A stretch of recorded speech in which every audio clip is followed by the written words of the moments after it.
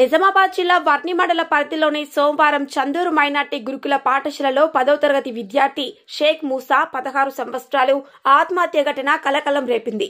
నిజామాబాద్ పట్టణ కేంద్రంలోని ధర్మపురి హిల్స్ కాలనీకి చెందిన మూసా ఆదివారం సాయంత్రం ఇంటి నుంచి వసతి గృహానికి చేరుకున్నాడు.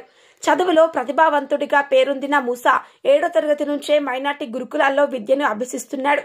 సోమవారం తెల్లవారుజామున గదిలోని సీలింగ్ రాడ్కు ఉరివేసుకుని విద్యార్థి మూసా మృతదేహం కనిపించడంతో గురుకులంలో విషాదం నెలకొంది.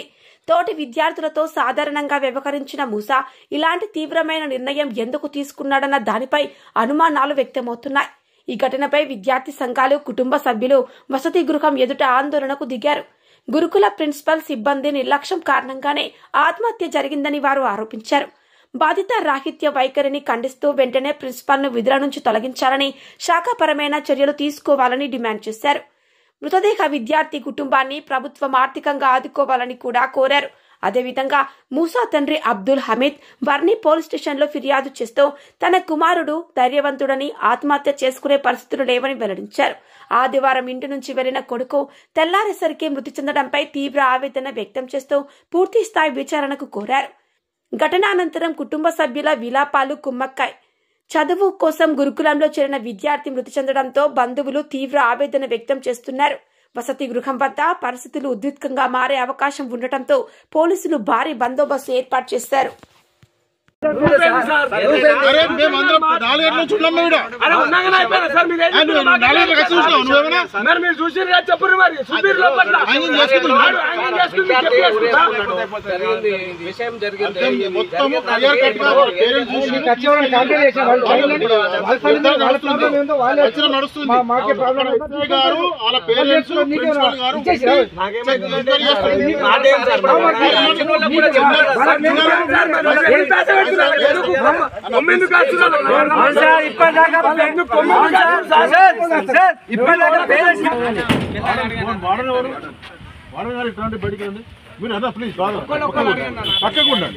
విద్యార్థి సంఘం విద్యా సంస్థ ఉంది, లోపల మాట్లాడితే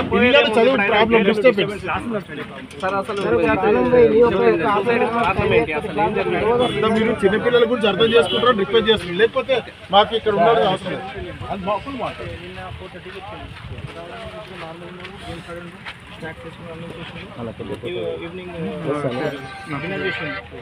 లాస్ట్ టైం ఏంటంటే పిల్లలతో మాట్లాడుకున్నాను, ఈవెన్ హోంవర్క్ కూడా చేసింది. 10:30 తర్వాత ఇప్పుడు బ్లాక్స్ వెళ్ళిన వాళ్ళు లేట్ నైట్కి ఏమైంది, మరి పర్సనల్ ప్రాబ్లమ్స్ ఏమో మాకు ఇంకా తెలియదు. సూసైడ్ ఇప్పుడు అబ్బాయి సూసైడ్ చేసుకున్నాడా? సూసైడ్ అయినా సార్ అంటే మాకు అంటే ఎంత సూసైడ్ చేసుకున్నాడు?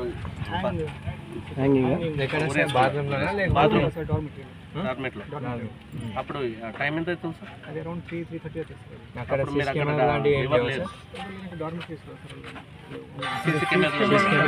వచ్చేస్తుంది. మొత్తం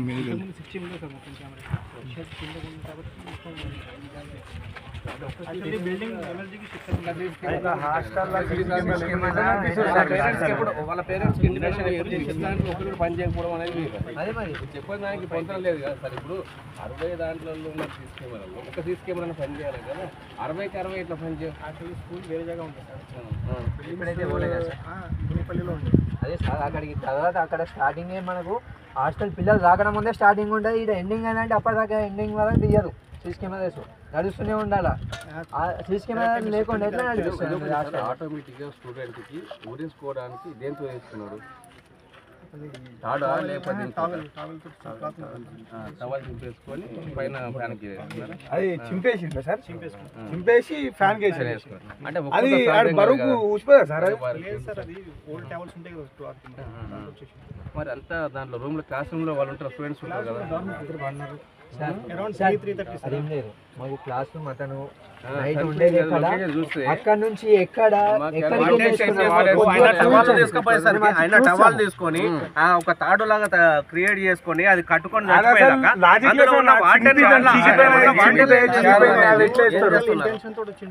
అన్న ఇదంతా ఇంతమంది సిబ్బంది ఏం చేస్తున్నారు? మీరు హాస్టల్లో ఉన్నటువంటి వార్డెన్స్ కానీ మిగతా సిబ్బంది కానీ నైట్ డ్యూటీలు చేసే వాళ్ళు మీరు ఏం చేస్తున్నారు?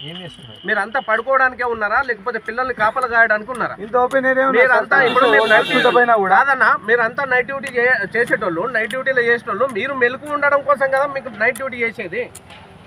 మీరు నైట్ డ్యూటీలలో ఉండేటోళ్ళు డే డ్యూటీలో ఉంటారు, నైట్ డ్యూటీలో ఉంటారు.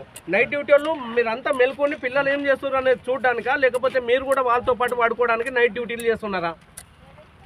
అన్న ఏం లేదు, సబ్ కలెక్టర్ గారు రావాలా, ఇక్కడ ఉన్నటువంటి చర్య పైన వెంటనే స్పందన జరగాలి. అంటే సీసీ కెమెరాలు పనిచేయడం లేదు మీకు చెప్పేదానికి. నైట్ డ్యూటీలో మీరు ఉన్నా కానీ లేనట్టుగా నిద్రపోయారు. రెండోది అంటే పిల్లగాళ్ళ మీద అబ్జర్వేషన్ లేదు సార్.